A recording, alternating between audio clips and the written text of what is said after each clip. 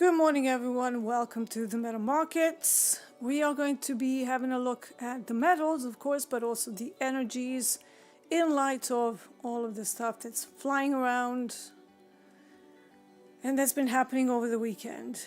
Before we begin, make sure you familiarize yourself with the risk disclaimer that our lovely moderator Bruno posted in chat. This is not a signal service. Don't blindly follow anything we say. And any levels I mention are simply areas of interest. What you do with them, completely up to you. If we're meeting for the first time, I'm Market Stalker D, aka Deeyana Angelo. I've been with Topstep for over 10 years, almost 11 years. I was their first funded female trader. Say that 10 times fast. And I am a commodities and mainly a commodities trader, focusing on base metals, precious metals, and energies markets. Clearly, over the weekend, we have had some developments in the Middle East, and that was clearly obvious at Globex Open. Crude oil is opening with a massive gap and already trading in a range that we haven't really seen consistently for over 2.5 years now. Crude oil used to be this amazing speculative product that moved a lot during the day. Is it time to put crude oil back on my list of tradable products, or is this just a reaction to the Middle East development? Remains to be seen. Now, when it comes to gold reacted in a similar way. However, we are looking pretty close to the Asia high at the moment.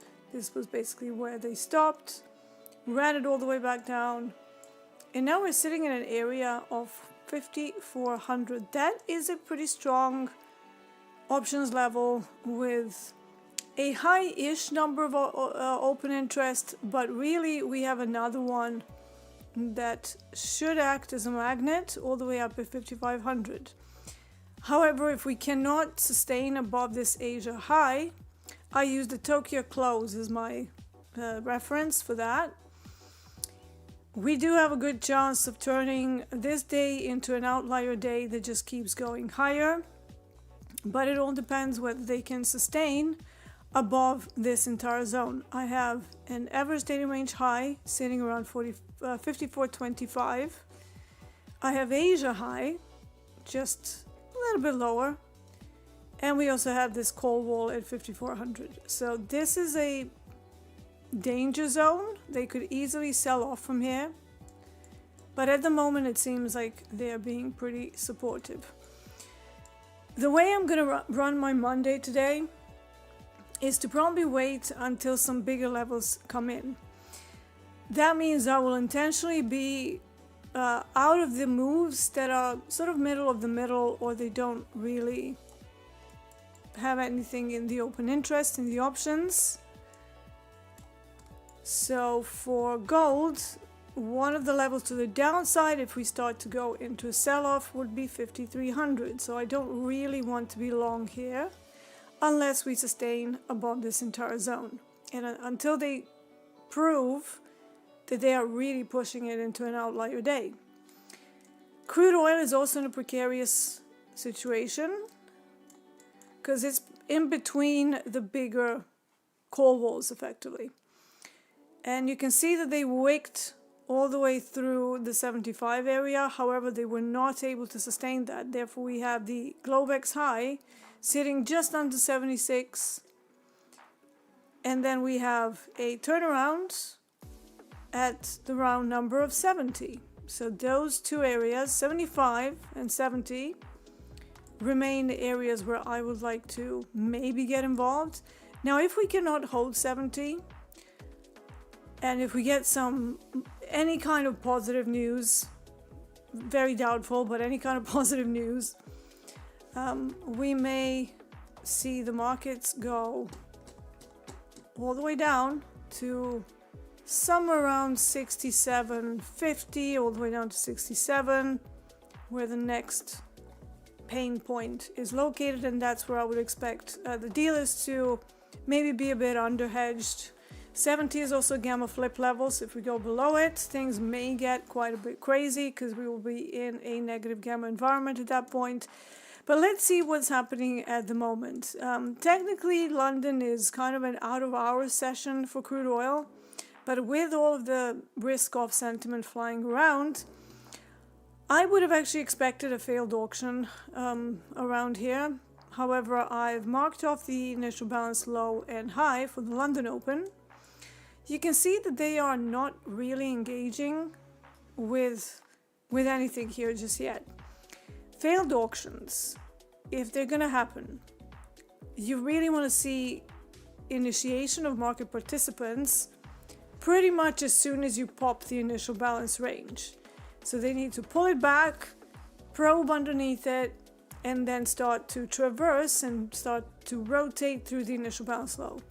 Whenever the market is spending time underneath the initial balance low and it's having trouble finding any interest here, because every time we pop slightly higher, we have a partial attempt at cumulative delta going higher and then somebody sells it. So at the moment, yes, we do have risk off, but to me, this looks a little short. I don't want to be in on this. I'm just saying what I see.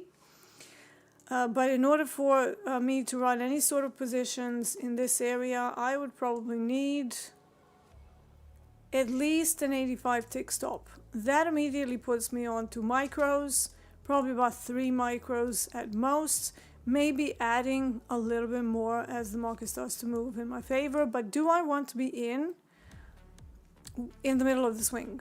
This is literally the core definition of diddling in the middle. Why? Because you have a swing high, you have a swing low. Where are we? Middle. Even if you're expecting a big move, middle of the middle has no asymmetry to it. It's literally a coin flip. Could go up, could go down. We also have VWAP from Globex Open that is sitting here, causing even more difficulty in the read.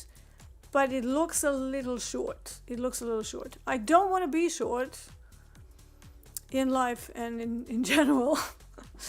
But just the inability for them to go back to the initial balance low, it tells me to wait, effectively.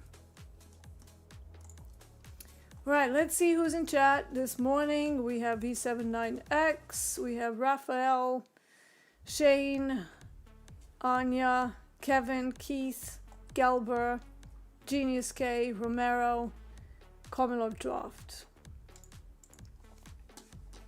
Apparently my microphone is low. Alright, let me see. I can't speak up too much because I'm not the loudest person, but I can try and push the volume a bit more.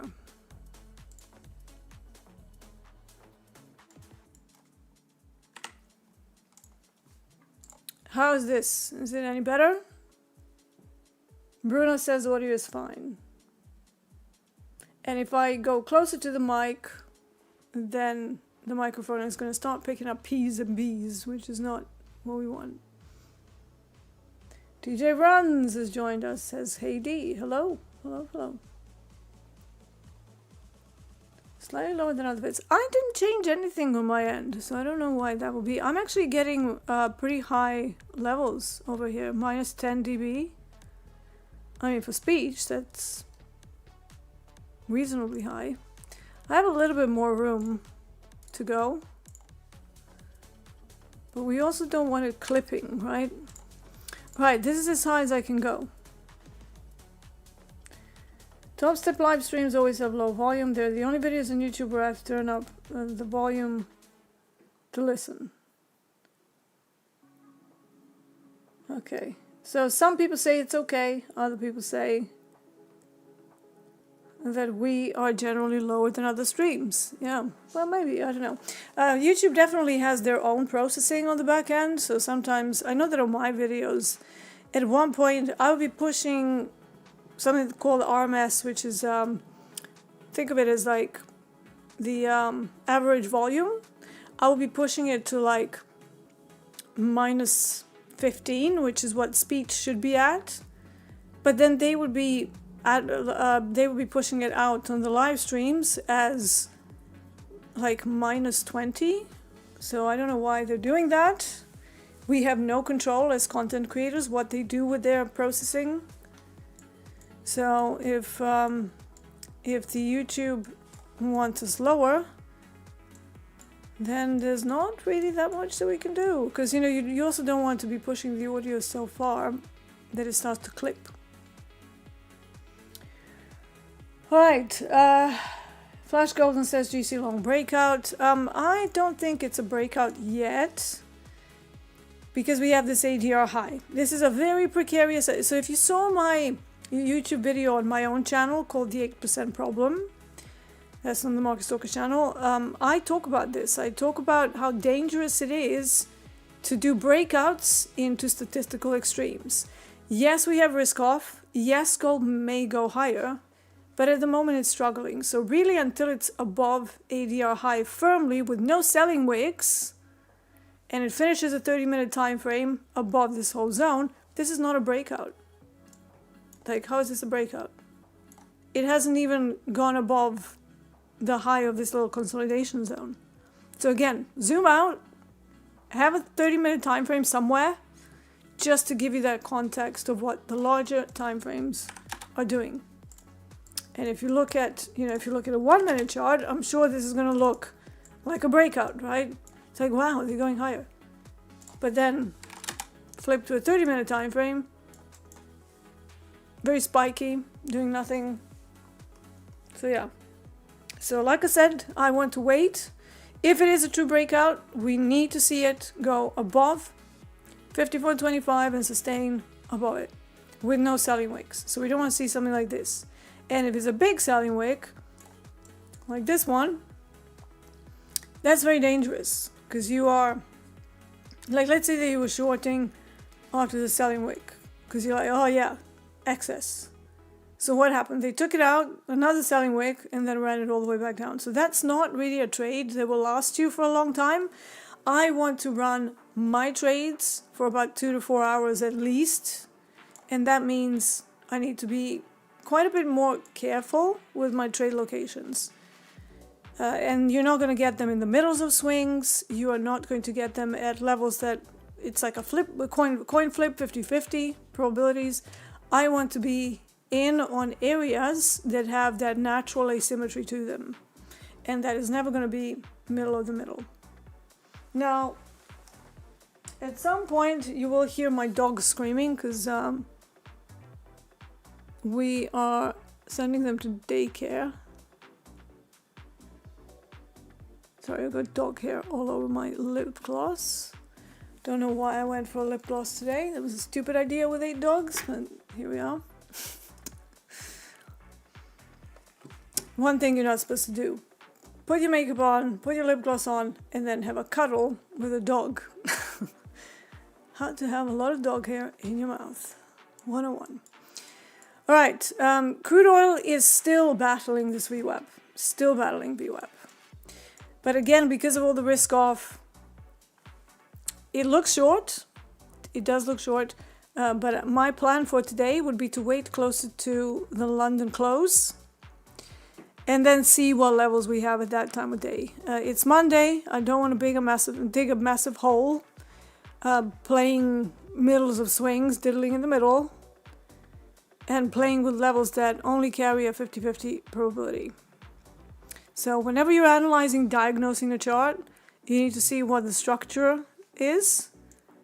And for that, I like to use 30 minutes, 4 hours, daily chart, and sometimes even the weekly chart. And actually something interesting is happening on crude oil. Now, if we carried on without any risk off, without any problems in the Middle East, I actually had the initial idea that once crude oil reached around 75, I was going to run a short call.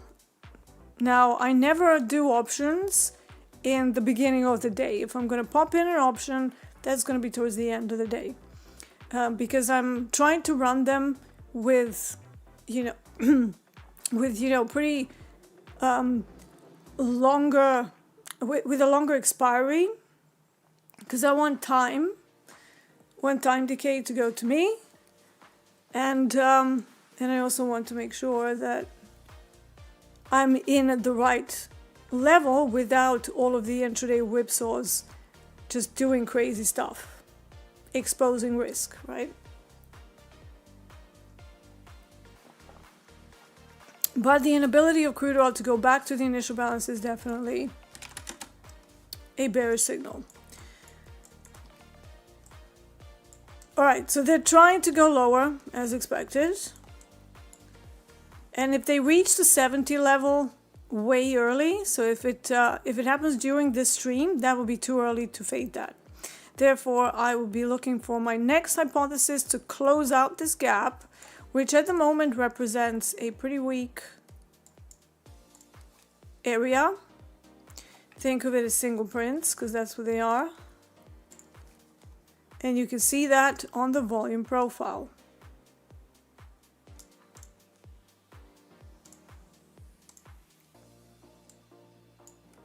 See that hole, like a cave? So you have mountains, mountains, mountains, and then, oop, we found a cave.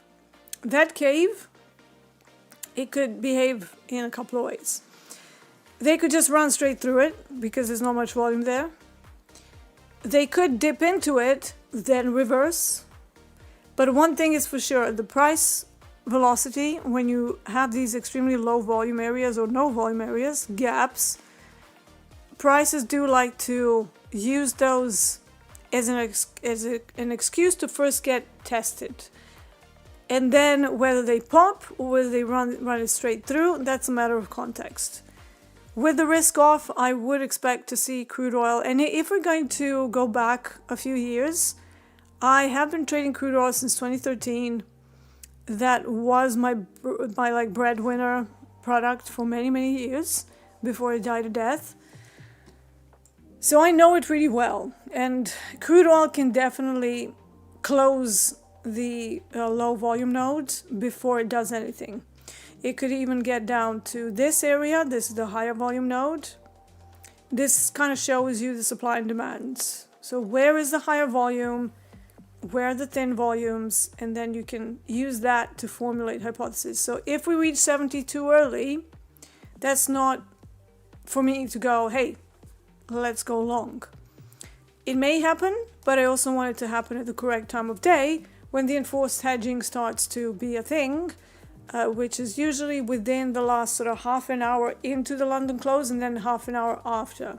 If I don't get a setup at that point, I will then look to the final 90 minutes of NYMEX exchange for this particular product, and then maybe I'll have a setup. I've looked at copper today, and right now it's failing the auction. One thing that I don't like about copper, so let's just have a little peek. And yeah, rally on gold, yeah? How's that rally going? Not very well. Look at it 30 minutes. Context. All right, so we had Globex open that created the Asia high. I don't consider anything past Tokyo close to be a part of the Asia high reference, because I want to, if I'm going to trade that early in the morning, I want to be in on the Shanghai take profit move, which is what you see in this area, right? This is the last hour of Shanghai. So what do? They wick above Tokyo high and then they run it back down. This was the London Open though. Very odd looking candle, right? So they went much further than they should have, and then they just established the initial balance. So if I then put the markers for initial balance high and low, which is the first hour of any active exchange open, you will see that they failed the auction right around 60760, so they went a little bit higher and were not able to take it higher. Ergo, a failed auction. But does that mean this is a great opportunity to run a failed auction? No, because I feel that this candle is unusual. Normally initial balances on copper don't look like this. And that is also probably a function of risk-off sentiment that we might be still battling in the markets. These are products that are pretty sensitive to risk events. So any kind of news, especially the weekend development of Dubai getting dragged into the whole thing, it's going to be news driven, right? So if you must trade early today, please size down. Know that the risk off sentiment brings shorts in equities and longs in risk products. Therefore, if you're thinking BDFD, buy the F and dip, might not be the best choice until we're very, very late in the day. And then is that dip buying going to be sustained? Probably not, especially if we keep getting negative news coming in from the Middle East. People will be dropping the safe assets and going into the risk products like crude oil, gold, yes, copper, silver, anything that is a little bit riskier. So just be very, very aware of that today. Size way down. Don't be a hero. I don't think this is a day to be trading minis. I'm going to be staying on micros, trying to push these some of these combines I've been working with over the hump. And I'm going to try and do that with micros. I've also disconnected all of them because if I get stung by whatever risk event, I don't want that copied into 3 or 4 or 5 of them. So I am disconnecting the copier and I will be trading them individually. Okay? But at the moment, I'm not seeing anything super obvious. I'm just seeing decisions. Should we go higher? Should we go lower? Can we make some money here? Do we need to hedge? Are we under hedged? Are we over hedged? We're talking dealer language, right? So for now, it's all just up in the airs, up in the air. And we are at a very precarious zone in crude oil specifically, 50-50, nothing there. Gold, I could argue that we are at the top of a statistical range. And then the natural thing for gold would be to have some sort of a sell-off. But knowing that we have risk off, knowing that any news that comes in can just push it straight back up by a million ticks, that introduces risk into the whole mix, and we have to be mindful of that. I am a technical trader about 70% of the time, but when there are events that could put a wrench in the works, no technicals will help you unless you zoom way out to a 4-hour daily time frame and then just go for the swing extremes. Otherwise, you're just meddling in like the intraday whipsaws that can be very, very painful.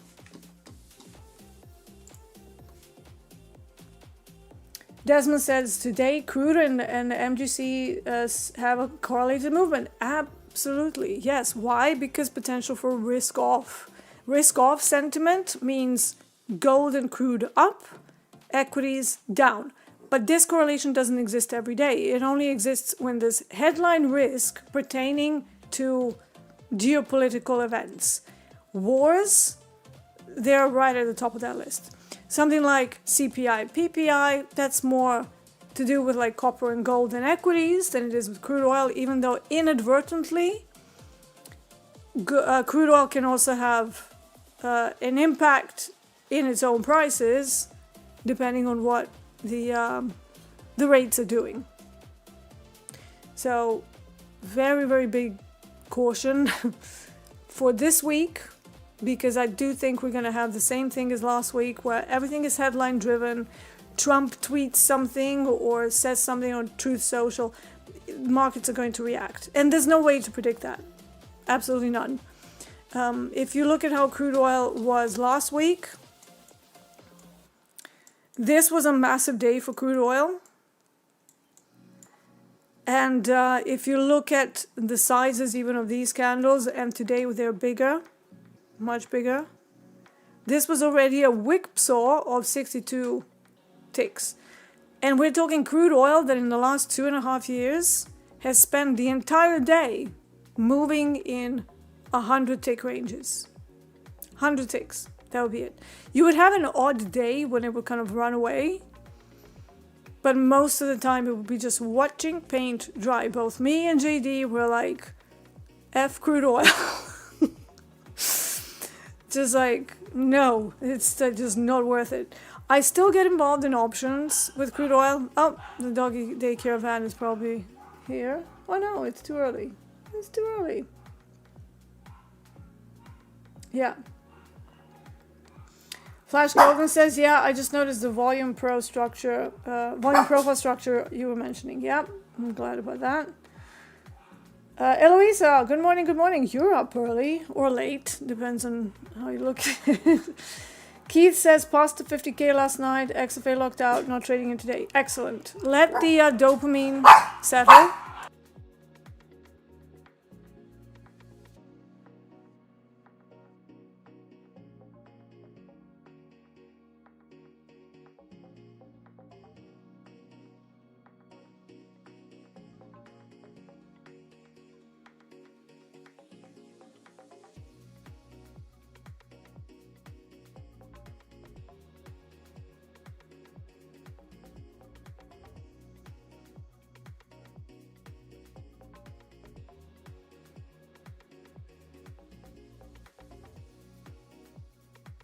Alright, my husband is gonna sort them out. Hopefully they won't be screaming too much. Only half of them are going today, and the other half are gonna be very mad. But yeah, sorry about Manny piercing everybody's ears. He's a little boy, but he's got one hell of a screamy voice on him. Little yapper. Some of our bigger ones have like big deep voices, but they're loud. They're loud. Yes, if you look at how crude oil has been behaving for the last, quite a few days now, we're getting into that territory where crude oil might be tradable again. It kind of has snippets of its old self. So I'm liking that. And I'm really liking that. But will it be something that carries into the rest of the year, or is this just like an outlier because of the Middle East? And I'm getting, I got rid of my little cardigan because it's getting a little bit hot in the office. With all the lights on and everything, I was a little bit overdressed. Alright, so crude oil, again, very spiky. And largely directionless, and also wicking in a 30-minute time frame already in a range of 90 ticks. So I haven't seen that on crude oil literally for years. So it is opportunity, but it is also risk. So when crude oil gets like this, then some of these bigger targets and bigger zones of interest, they become very, very likely, so you don't have to worry, oh my god, is it going to get stuck in a 35 tick range again? You know, kind of initial balance and then nothing. So hopefully we're out of that, and hopefully some people have remembered that crude oil exists as a speculative product. However, the only worry is that if we get any positive, which is great, it would be awesome to stop the war, stop the, the blood, hell, and all of the stuff that goes with the wars, the crude oil goes back to its nothing self. Time will tell. Time will tell. But this year is starting off a little bit bouncier for crude oil than I expected it to. So we'll see. And obviously it's very sensitive to anything to do with Iran, because Iran is one of the biggest crude oil exporters in the world, even though they said that the oil facilities are not military targets. I've been through 3 wars. I know how that works. There might be a stray missile somewhere that just randomly hits a building that it wasn't supposed to hit, despite the GPS and all of that. But yeah, so I'll be waiting for bigger areas. 70 is one big area. If that fails, I don't want to touch it. until we're sitting closer to 67. Maybe have like a 50 tick range, so 67.50 down to 67. That will be the next area. If that also happens to align with one of my day trading time zones where the probabilities of what I do are the highest, all the better, right? But this time of day, it's Monday, it's super early, things are not clear. We have risk-off sentiment. There could be some craziness happening. So if we go above 75, that will be a proper outlier day. And if we are hanging above 75 and we're still pushing with some interest, then I might want to run it all the way up to 80. Is it going to be today? Maybe not, but maybe tomorrow or the next day or the next day. So that's more like a weekly outlook of levels. Crude oil options do change. It's a more lively options chain than, for example, copper, where one level stays pivotal for like 3-4 weeks.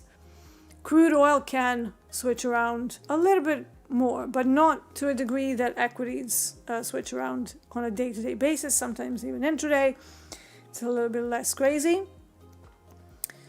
And I actually had the 75 area last week too, primarily because it was the weekly range where I wanted to run some options, but we're opening up right into it, not able to do anything with it super early. So now it could be that my short call is pushed for later in the year and also repriced to 80 instead of 75. Because if we look at the weekly chart and where the previous top of the range was, there it is. So we're just looking for those swings that are laying further up rather than trying to catch. So here's another thing, trying to catch a long option after breaking 75 to go to 80, that's quite risky. And it's not the same thing as waiting for 80 to hit where the asymmetrical opportunity is there and then trying to do something with it on the short side. Two different things. But because of the Middle East developments, I am pausing the short calls that I was planning for this year. If we had nothing else changing, if we managed to crawl up to 75 during the course of the day, and then pretty much end of the day there, short calls will still be on. That might still happen. I don't know. But at the moment, we've hit that level super quick, super early, and I'm just observing. Literally just sitting on the sidelines and waiting to see what they want to do with it. However, intraday, if we have an outlier day, I also don't want to fight that. However, I will also have stats to tell me, hey, we're in an outlier day. We have multiple sets of single prints to the upside. Let's see if we can push it back up to the next magnet, which is 80. So that's a different thing. And you can also position yourself in a different way intraday. So it's just like posturing risk across different products and just being a little bit smarter and patient. Just not getting involved in trades that are sitting at subpar zones. Does that make sense? Stay Puffed says, is your husband Robert Pattinson and do you call him RBOB? No, my husband's name is James, actually. But we sometimes call Coach Robert RBOB. And in fact, when I started trading RBOB, I would be talking about RBOB, and because people call him Bob in his private life, he would be thinking, am I supposed to be on? Oh no, did I miss something on the schedule? It's like, it's okay. It's just a product. Just a product. Just a funny tidbit from the backstage developments.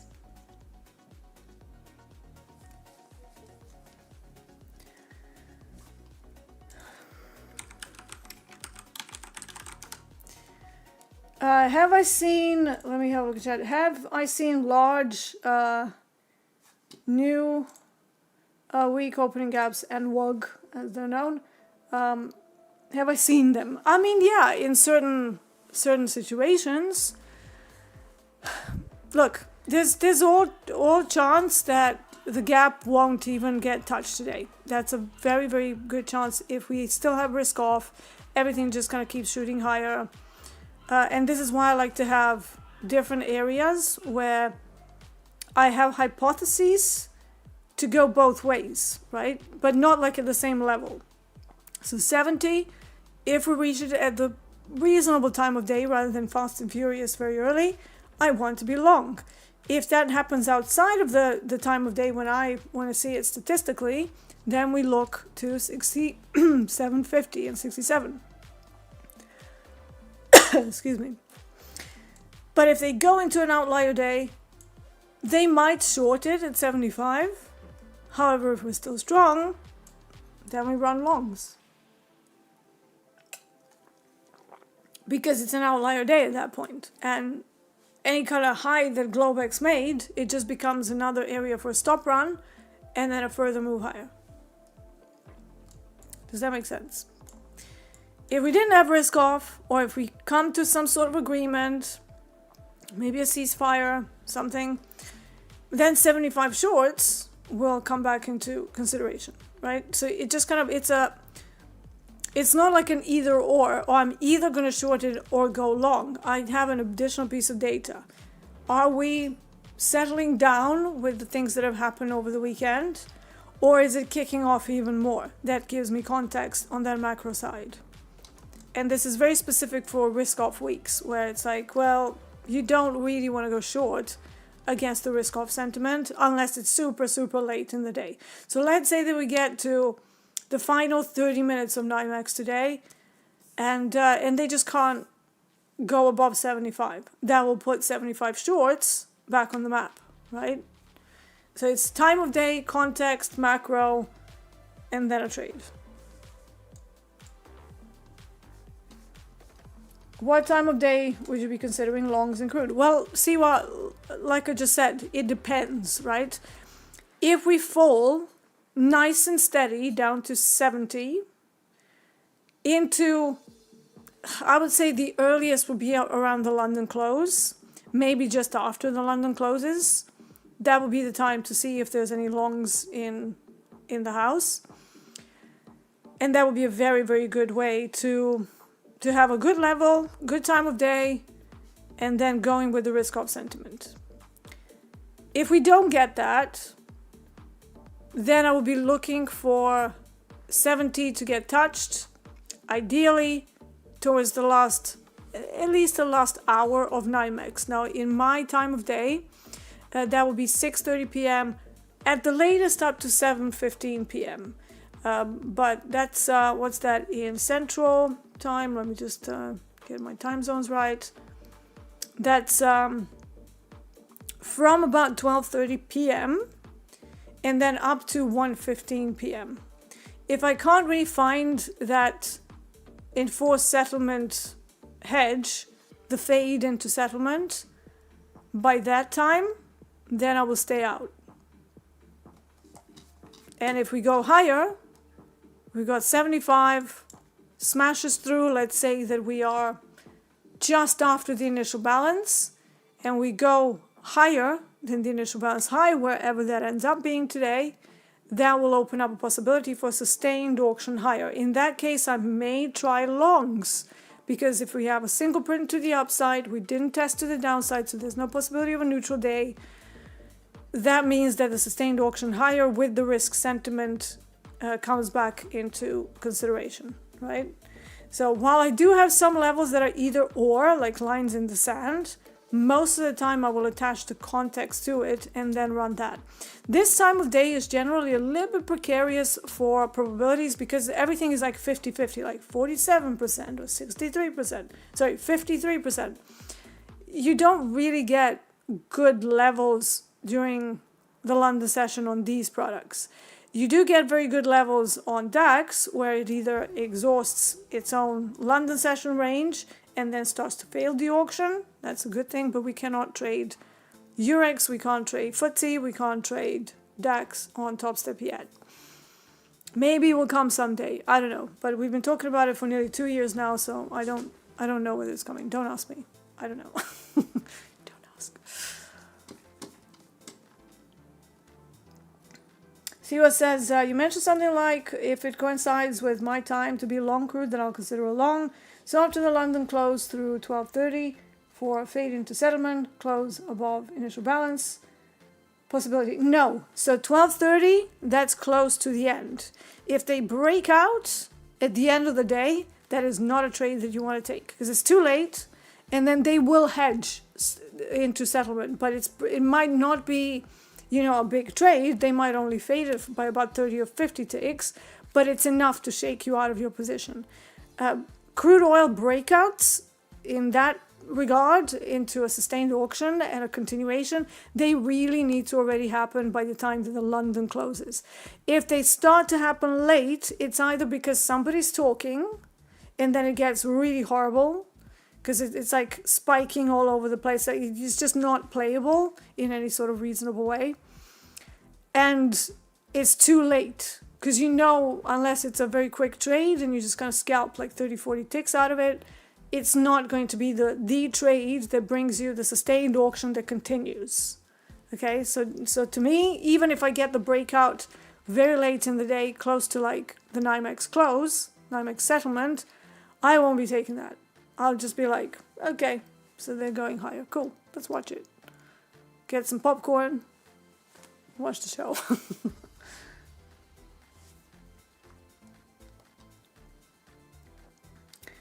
Real Crypto Neo says, hi D, given that there are two gaps on regular trading hours for MYM, what's the probability of a gap fill today, in your opinion? Let's have a look at Dow. I do trade Dow every so often, actually. For any kind of solid probabilities, you could have a look at Edgeful, because they will provide it. But I don't know how much the norms will apply today. So the only thing that I'm seeing here is risk off, which means equity's down. So naturally we opened up with the gap, closed the gap, the way this chart is telling me. We've closed the gap, right? Let's put a marker on. So that was a gap fill already, right? Unless you want to take this candle as a gap. But just by the fact that they tagged the low of Friday's session, it tells me that the gap fill probabilities are probably fading. So if you're thinking about the gap of the close, unless we get some positive news, I reckon probabilities are pretty low of that happening today. It might happen into the week as they start to maybe find a solution for the current precarious situation. But yeah, the way it is now, Friday's low was the orientation point. Will they close into the end of the week? Maybe. Do we have any calendar events that might put the focus back to like economic data rather than war breaking out? That could do it. But today, I don't think, seeing how the Friday low was it, I think it's a bit of a tall order to expect on a risk-off day for the YM gap to be completely closed from the actual close of the market. So I don't, that would be like a sketchy probability. So yeah, open up Financial Juice, log into it through Google or Facebook. It's free. It's only got a bit of a delay when you're on the free squawk. But just keep an eye on Financial Juice just in case some big red news come in, and then watch how the market behaves and take it from there. But yeah, this weekend gap close looks a little precarious. Wouldn't be betting on that today.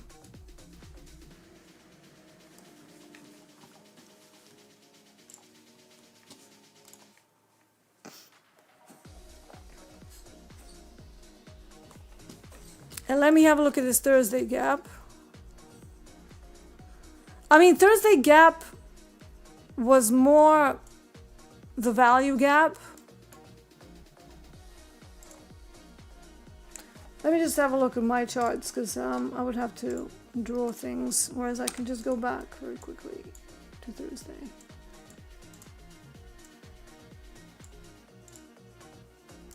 Yeah, so Thursday, the way I'm seeing it, we opened above value and then immediately smashed through the entirety of the value from the previous day, and then went back up to test one of the weaker areas, 49.60, but that proved to be the stopping point, and then it just ranged within the new distribution curve of the developing day. So is that the gap, the second gap you were talking about, regular trading hours versus weekend? I think that's what you were saying, right?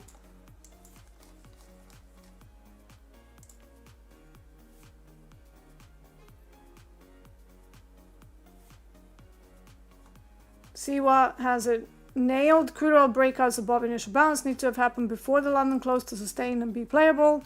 News breakouts are retail donation opportunities. 100%. 100%.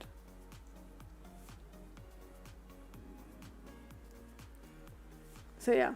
So real crypto neo, the gaps from the weekend, that's risk off. So that's macro. And on risk off days, unless something radically changes, right? They're like, right, we got peace. No one is killing anybody anymore. Then you'll see a gap close. But for now, this is a very weak market with a huge downward skew supported by macro events. Right, I'm going to go back to crude oil. We're seeing some life. I was in a micro. Alright, so we built up quite a lot of volume in and around the initial balance low. Delta has moved off the dead point, finally. But still not enough to make new highs in the delta. So, just gonna show you a little bit of bookmap here. So you see how the price made a new high. But where's the delta high? It's all the way back here somewhere. So the price has made a new high, but delta is lagging behind. It's not like nothing is 100%, okay? But when I see this, I do not want to be long into that, because this could be a bearish delta divergence and they could just run out of steam and then very quickly be right back where they started. I want to see delta and price being congruent with each other, going in the same direction. Price makes a new high, delta makes a new high. Price breaks the range, delta breaks the previous range, okay? If that's not the case, then you have a situation where everything is a little bit iffy and it's got an ick factor to it. So be careful. Yes, it's risk off. Should we just be jumping in on any crude oil longs we can find? No, absolutely not. Crude oil, when it gets like this, is very whippy, and it gets very difficult to manage risk on anything but like 126 stops, and even that could be too tight, right? Even that might not be enough to encompass the lows and the highs that you have there. Whenever I'm trading, I try to have my, I'm not always successful, but I try to have my stops away from the obvious swing highs and lows if I'm looking on a 30-minute time frame. So that means we have this low, that was a reference, they wicked through it, then reversed, but remember, middle of the middle, so we're in the middle of nowhere. However, the wick below the low happened. Now we can see that. In real time, that's difficult. And whenever you're looking at playbooks, make sure that you can definitely figure things out in real time rather than in hindsight, because some events will only be obvious in hindsight. I'm going to put the noise suppression here because my dogs are being ick heads. What do those balls in chart say? They're just real-time order flow. So that's bookmap.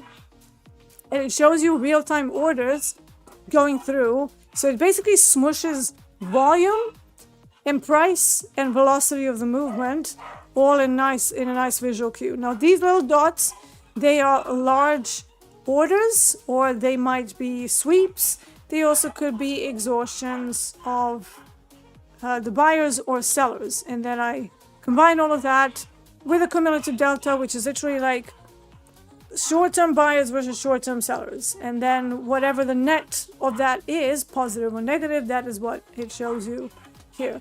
I do use order flow quite a bit, especially on days when the tape is like going nuts, because it can provide more clues of what they're trying to do with it. It's not foolproof. It takes a long time to figure out the events. You do need to know how the absorptions look. You need to look for consecutive events rather than just one isolated event. So if you see a sweep through the low and then you kind of jump in along, it could be that that's actually the sweep in the right direction. So for example, silver, if you see a sweep upside through the high and then you're short, but then they just run it back up, that tends to be the sign that a new trend is starting. So even if you see a sweep, it's not necessarily a sign to short. It's actually quite the opposite. So context definitely matters. Sorry about my dogs. They are going doggy school. Astrid is very angry. I'm going to mute myself for a second.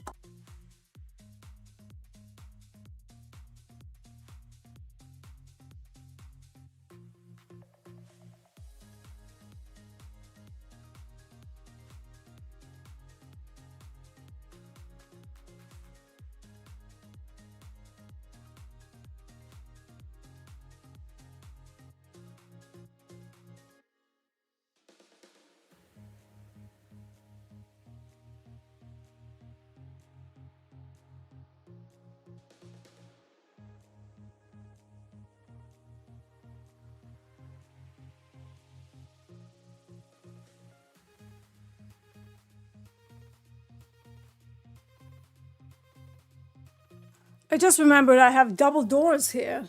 So yeah, in my old house I only had one door, and here I have one door, then a little sort of chamber, and then another door. So yeah, hopefully this will be more manageable. Yeah, my dogs are super excitable. We have Cavalier and a Pomeranian. The Cavalier is deaf, but he used to be nuts when he could still hear. However, the puppies are a mix of watchdogs and excitable balls of energy that just love everything. They love food, they love going out, they love doggy school, they love walks, they love people walking in, and they are pretty loud. You know, seven pups just all screaming in your face, and then the Cavalier just looking a bit lost, but still trying to be involved. So yeah, it's a crazy house here. And this time of day is usually when they go to doggy school, so on Mondays. And then Wednesdays, it's all over and done with in the morning, because the second part of the pack goes in the morning. However, they still come back around this time, so there's still a little bit of screaming happening. So yeah, Mondays and Wednesdays are always a little bit loud. Crypto Trade says it's 1,000% okay, thank you. Again, my apologies for my dogs causing trouble. Alright, so yeah, in light of larger time frames, that delta is still not even coming close to the previous delta high on crude oil. Gold, kind of trying to go up, right? But it's struggling around Asia high. And again, this is a precarious area on gold. We want to see it really pushing. Did copper do anything? Not really. Copper is just kind of crawling to the downside, trying to rotate through the initial balance, but then running into some options levels. And whenever I see like close-up option levels, it means there's going to be a lot of inter-hedging between those levels, and it's just not a smooth movement. So we really need to be patient today in order to get a better opportunity in the session that matters, which will be later. So COMEX after about 90 minutes, maybe a couple of hours. So give it a couple of hours to develop. Don't freak out about missing the moves, FOMOing. There's going to be a lot of that today. If you miss a move, just say, whoa, okay, well, what was the stop loss required there? Because you can have setups that are obvious, but the stop loss required would go way over any sort of risk that you can take safely, right? So don't despair. You know, the trade, if it's there, will be obvious, right?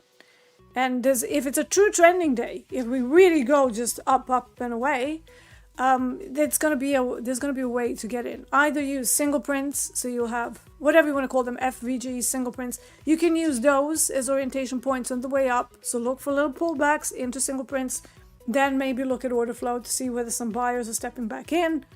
There's always a way to find a trade, but you need to have clarity. And if you're gonna have reservation about entering trades quickly, this week when everything is like risk off, flying all over the place, this is the week to practice your not FOMOing into trades.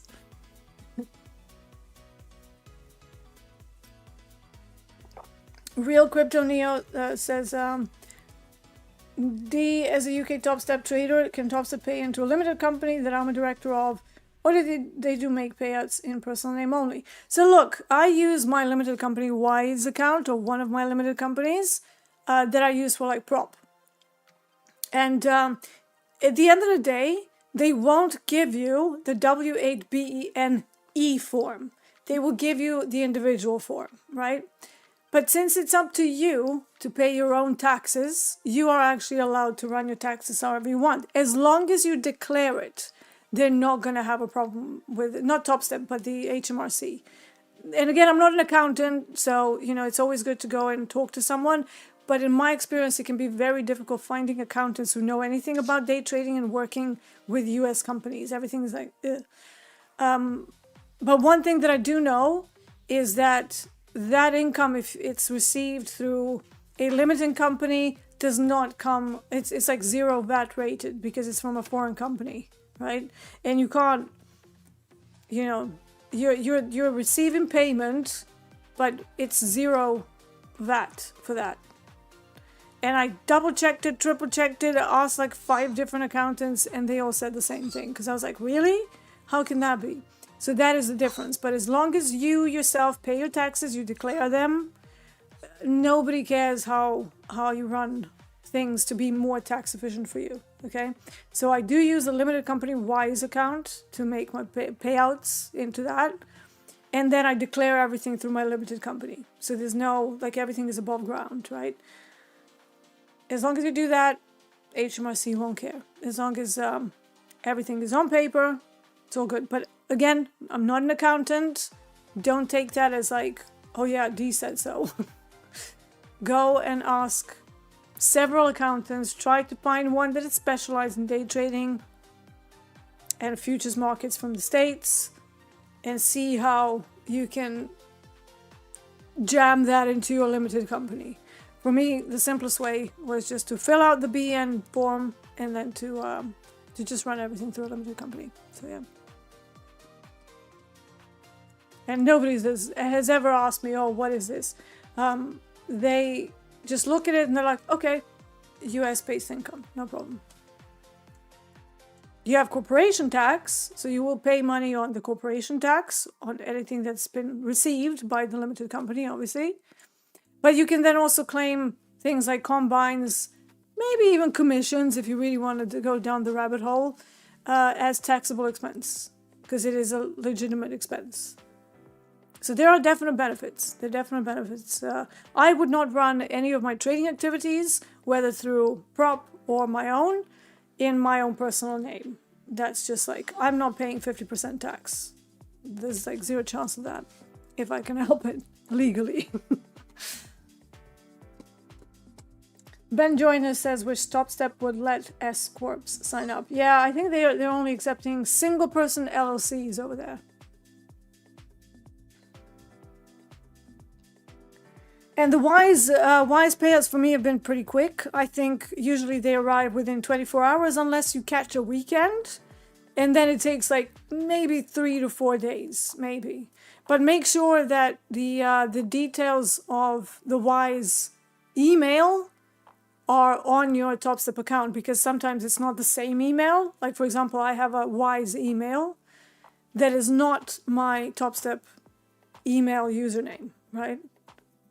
Does that make sense?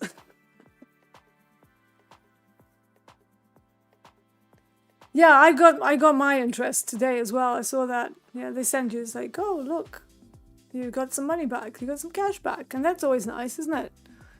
You can buy a Happy Meal. Or something. I mean, it depends. If you receive all of your income and then you also use they have like a debit card, do they? Maybe it will be more, but I don't know. I just use it for, receive money, put it into business bank account. Receive money, I don't really keep anything in there, so. GC getting ready to pump for the next 2 hours. I don't know. I think GC is going to do its own wick through the highs, maybe retest the highs, smash to the London high, and then run it back down, and then longs. But GC very wicky today. Again, if I have a look, like this is a level based on the statistical average of the last however many days, 10 to 14 days. So it's a slightly different measure than the ATR. And ATR at the moment on a 30-minute time frame is 183 ticks. That means on 1 microgold, you will need to use at least a 185 tick stop. And if we go by Coach Paul's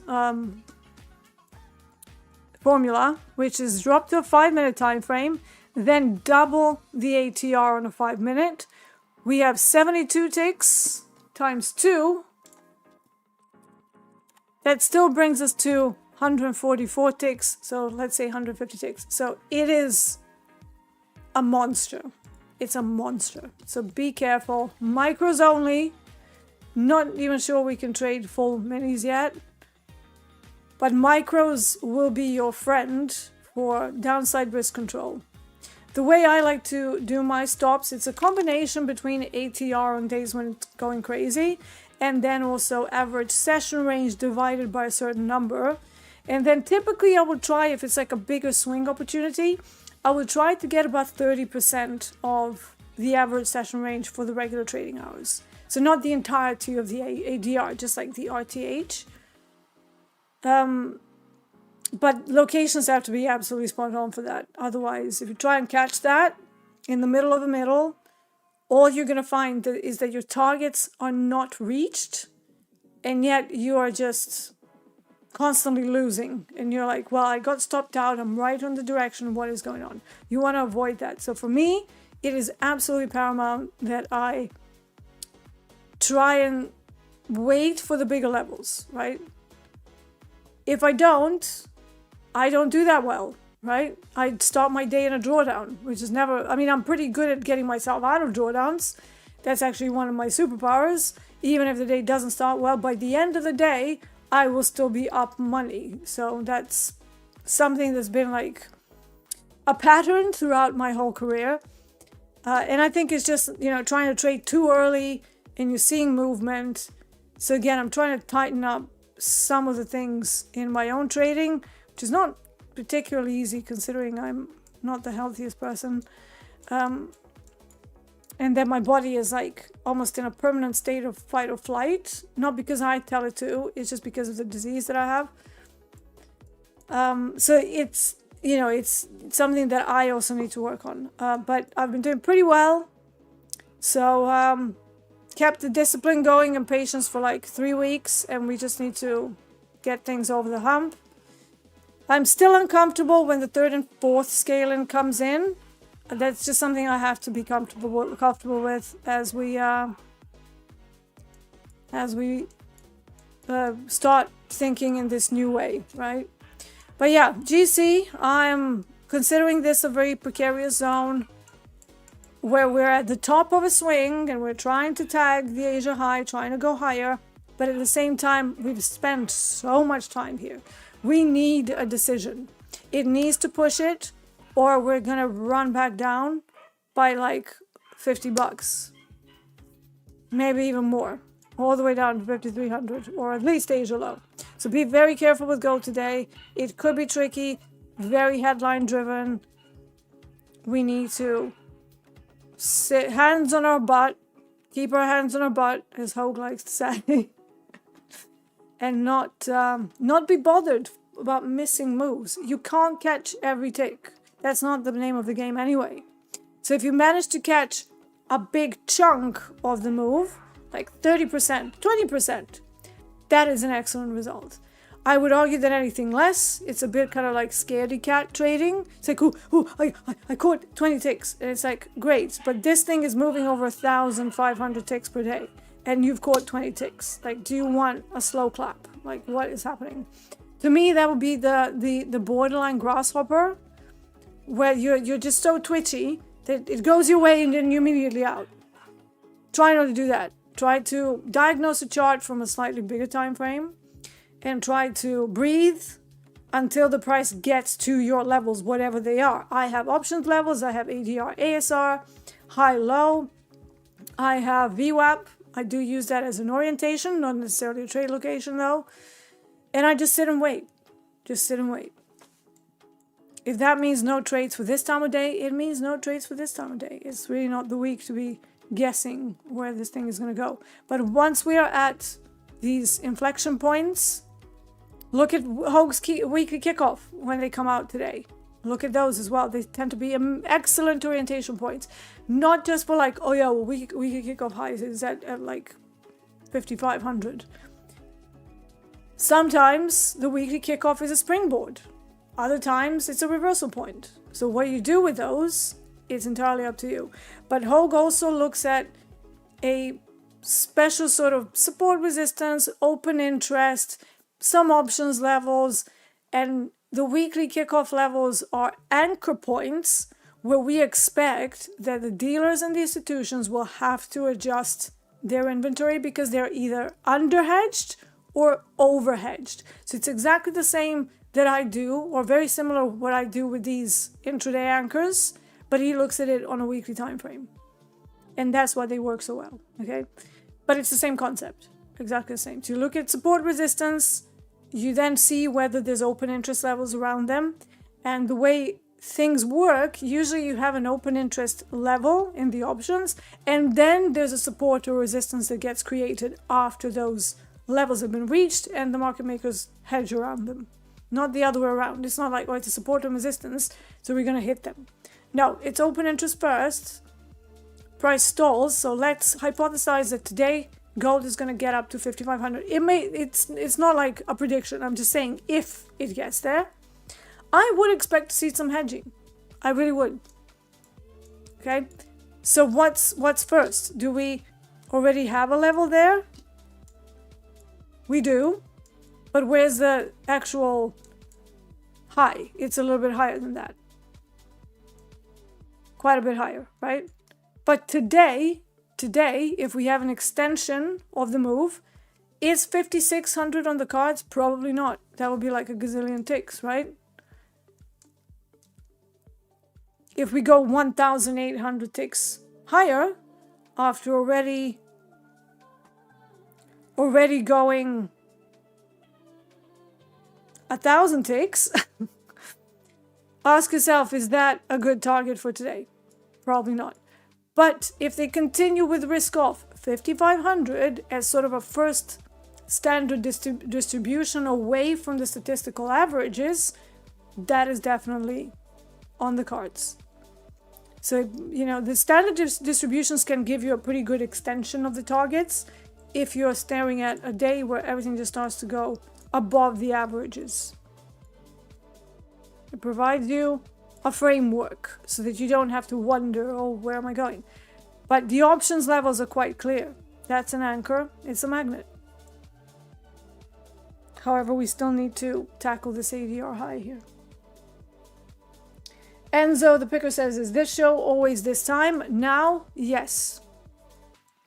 We changed the euro. It was the euro trade much earlier in the day, but since we never got DAX, it only made sense to move it to my other markets, which is metal markets and energies.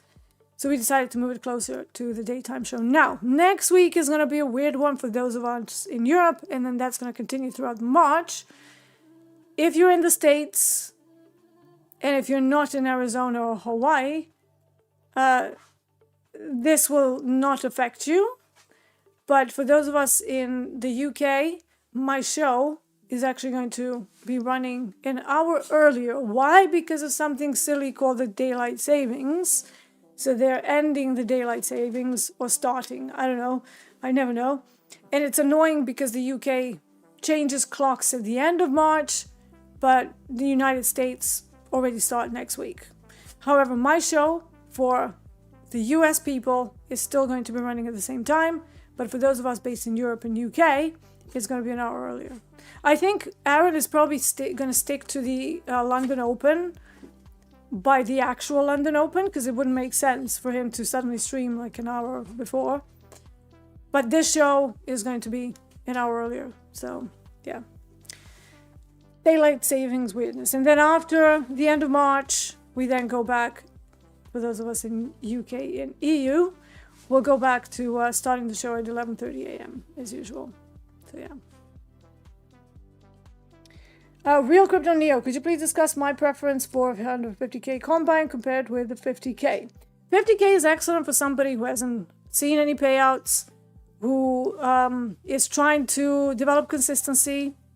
Why? Because it's a very achievable target with a pretty generous drawdown and something called the drawdown to target ratio being around, I think it's around 1.8 when you divide the maximum loss limit in the target. Anything 2 or more, it's an aggressive target that requires more time, it requires more consistency, and is better suited for more advanced traders.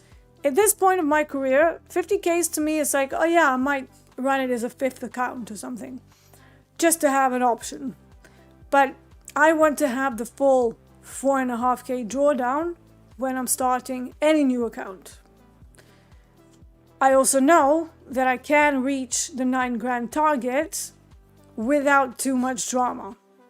Some drama, not completely devoid of it, but I'm pretty confident that I can reach that in due time. So it's not going to take me 5 months. It's not going to take me a year and multiple blown up combines to get there. It's one combine, maybe a month and a half of work. If you want to do it really nicely and consistently and slowly, because right now I'm doing the experiment and practicing to add on to winning positions. That's always been a pain for me and very uncomfortable. So I'm giving myself time to get used to the new way of doing things. I already see that even if I wake up and I look at the early trade potential, if there is one, I will immediately now think, okay, so where's the scaling 1, scaling 2? And then scaling 3 and 4 are still, I still have to think about it. But the first 2 scalings in a winning position are now a part of my DNA. So that's very good to see. And we're just going to keep going. I'm using the entirety of this to practice the new skill.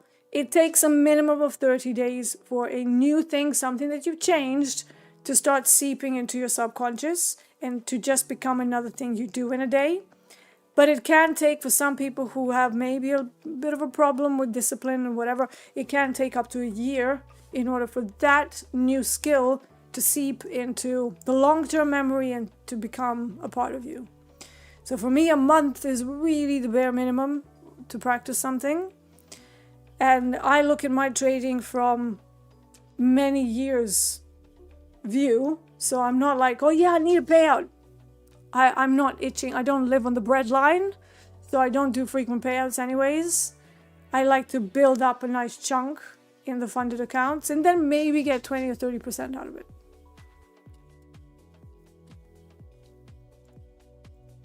Crypto Trade says, buy high, sell higher. Yeah, you sound like my Hopper McTilt, the grasshopper puppet. Buy high, sell higher, or lower. or lower. Either way, we're learning, right? I would say buy low, sell high, yes, in certain situations. But if it's an outlier day, buy higher and keep buying higher. Don't go against the trend. So you need to see like at least one set of single prints going through, getting chewed up on the opposite side, and then sustaining under the former single prints for me to go, maybe an auction fade. But multiple sets of single prints and you fading to something and me fading something, that is not a good outcome. Trust me. Like every time I try to do that, especially on metals when they are just running and running and running, it's actually better to just wait for a smash through the low. So sweeps through the low or the high. So let's say we've been going down, we've been going down, we've been going down. You get to Asia low, smashes through. Then maybe you have a reversal. However big the move was on the way down. Asia low, if it's still in play, that tends to be a good area to go long. But if it's going higher and higher and higher, goes above Asia high, then keeps going higher, higher, higher. And then you get to the London close and they sell it. That sell-off is not then an opportunity to sell and keep selling. It's actually an opportunity to keep going higher. It's a weird one, I know. So, buy low, sell high works in some situations, but it's also like, well, what kind of a buy or what kind of a, low or high are you referencing? Is it a range? Is it a super tight range? In which case, who cares, right? But if it's an ADR high or ADR low, then I would be like, yeah, I'd probably want to be on the opposite side of this. Genius K says, do you scale in at pullbacks or at a certain level? So I don't scale in on pullbacks. I try to scale in. So once I have my setup, because of the areas that I'm getting involved in, mostly when I'm behaving myself, I will typically enter a core position of multiple micros. So right now, if we look at crude oil, I'm actually thinking about using a model of the 3 or 4 micros on a 55 tick. Stop. Said that a bit weird. 3 or 4 micros on a 55 tick stop, and then scaling in at, let's say 12, 20, and maximum 36 ticks as it goes in my favor. So 3 micros to scale up to 3, so it's up to 6, and you're done. I do prefer, if I'm trading natural gas, to start with more, but that's because that market gets really directional on days when it's directional. So I can start with 5, scale into 9. It doesn't, it wiggles, but if it's in a trending state, like due to supply or demand issue, that tends to be just very relentless. So it doesn't have as many pullbacks. Does that make sense? However, for crude oil, since it's so whippy, I am lower size, scaling them in only up to 6, and then leaving it to run. If it starts to wag back before it reaches my 2R multiples target, or 2.5R multiples at most, then I will be just killing the whole position. So I am not really in favor of scaling out. I think scaling out kills the profit per trade, as an expected value over time. And I've never been in favor of it, unless you're running a trade that is on multiple micros, and then you get over 2R. So now you have a swing opportunity and you're shooting for 4, 5, 6R, for whatever reason. It's not going to happen every day, right? But let's say that you get to 3R, well, maybe you can shave off 1 out of the initial 5 micros that you were in. That's not going to mess up things too much. So the way I'm doing it now, I try to scale in as soon as that initial move is starting, but not really overshooting more than about 60% of the initial stop loss. I suppose that's how you can explain it. And then once you're in, you just look for continued momentum. If that starts to fade, you have to just go, okay, well, I got 1.5R. That's enough. So don't be like as we like to say in the industry, a dick for a tick. It's like 2 hour bust, nothing else. 1.5 is fine. 1.3 is fine. Anything over the hump of 1.25, okay? Genius Case says, yes, I have a hard time with adding positions and moving stops. See, I'm okay with not moving stops. Totally fine. But scaling in, that was so uncomfortable to me. I was like, that's going to mess up my average. And then I was like, well, what if I start with multiple of micros? That would not have that much of an effect on an average. So now I'm getting comfortable with it. And it wasn't easy, trust me. In the beginning, I was like, oh God, the third one, it's going to mess it up. And then it scales in and I'm just watching it and going, just breathing through it like a walrus, you know. Now I've got to the point, it's like, yeah, 1, 2, okay, scale in. Yeah, still acceptable. And then the third scaling comes and a little bit of a butterfly in my stomach steps in, going, oh my God, if this now turns around, if it hits my stop. But then I remind myself, well, I could always pull it off easy early, right? You don't have, like, nobody's forcing you to stay in a trade for a million years. But yeah, I'm getting a bit more comfortable. So it took a while. It's still going to take a while. So. But you know, we've got to practice these things. Anytime you change something, please don't do it in your XFA. You change something, go back to the combine level. Just get one to test the proof of concept. You can trade your XFA the old way, even though to me that would be more difficult. Because you have to like almost have a personality transplant.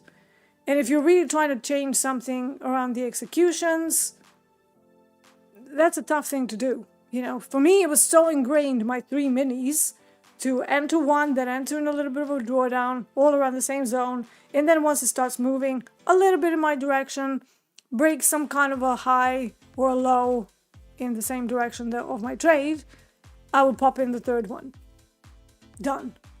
And now I'm like, no more adding into the losing positions, even though I always work based on the maximum default size. Well, now I have a core position. So it's not like, oh, 3 minis. Now it's like, okay, 4 micros to get back up to 8. And it's very manageable risk-wise. On the days when the trade just never gains traction, you are generally only in with the base position. Or I'm in with my base position. Maybe get tagged in once. But that's still less of a risk and a lot more palatable to eat up a stop loss than like a full 8 micros immediately. Then you get smacked on the chin and then you're like, ouch. Now that's going to take some work.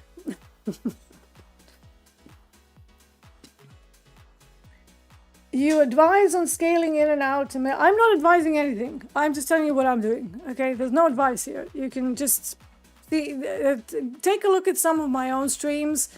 I think from about 2-3 weeks ago. So not the latest one, the one before. That's a very good example of what I'm doing. Maybe if I get an opportunity during the group coaching today, maybe I can do something similar. But on crude oil, because I'm only scaling down to 3 micros, it's not going to be quite the same. Maybe I'll do a copper trade. I don't know. We'll see. But yeah, it will give you an idea of the scaling points. However, I don't scale out because I really need the full position to stay in as long as possible in order to get slightly over the average R multiples, purely for the sake of the expected value over time. Because time is the only judge of your trading. It's not the number of trades you've done. It is not your accuracy. It's nothing. It's just time introduces entropy and introduces chaos. The more sample size you have in your trading, the more it exposes the potential issues with the risk model you're using. But what most people are doing, from what I can see, you're getting into one combine, passing it in 2 days, and then taking that as your benchmark for how you will do in an XFA, which is a marathon. A marathon. There is a reset, costs an arm and a leg, right? So yeah, sure, you can always reset, but how much is that going to cost you? Can you blow up an XFA, go down to a funded stage? Yeah, but what have you done with the XFA trades? Did you include that in your trade reports too? Or are you still expecting that your accuracy was the same as the combine that got you into the XFA. So what I'm saying here is that if you nitpick, you pick and choose which combines and which blown up XFAs you're going to put in your trade report, you're not getting the entire picture of what you're doing. But put them all together, and I promise you, you will stop claiming that you have 75% accuracy. Because obviously, if you've blown up an XFA, something somewhere went wrong. And it's going to be a combination of oversizing, too much trading, and yes, accuracy slipping below the particular point where your combination of a risk reward and expected value over time, it starts to come back to bite you. So let's say you have a 1-to-1. You will only really be properly profitable if your accuracy is constantly over 56%. Not easy to do. It slips to 52, you're now scratch, or you're starting to bleed money, especially if you're inconsistent in your sizing. Get below 50%, that's a losing system.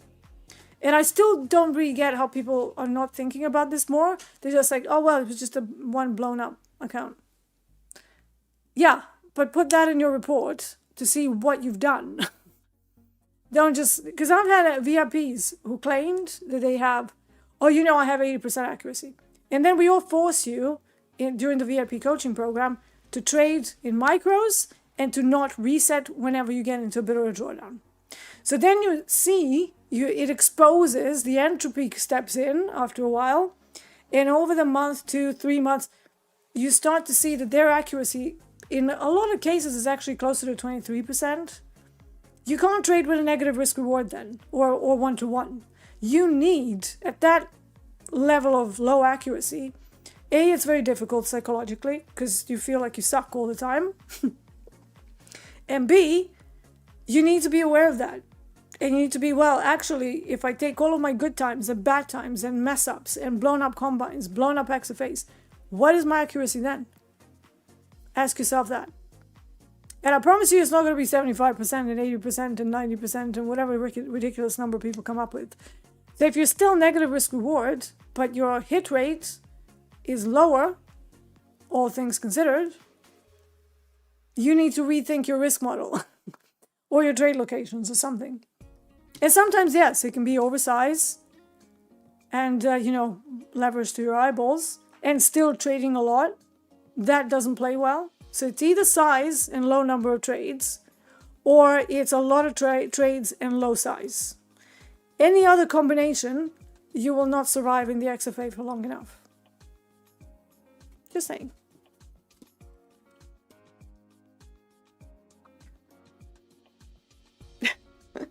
M Delta says, look at what you've done. Yeah. Coach Hoop is reminding me, the audience interaction. He's saying, don't forget to hit the like button for my fellow coach and friend. Good morning, Hoop. Very good to see you here.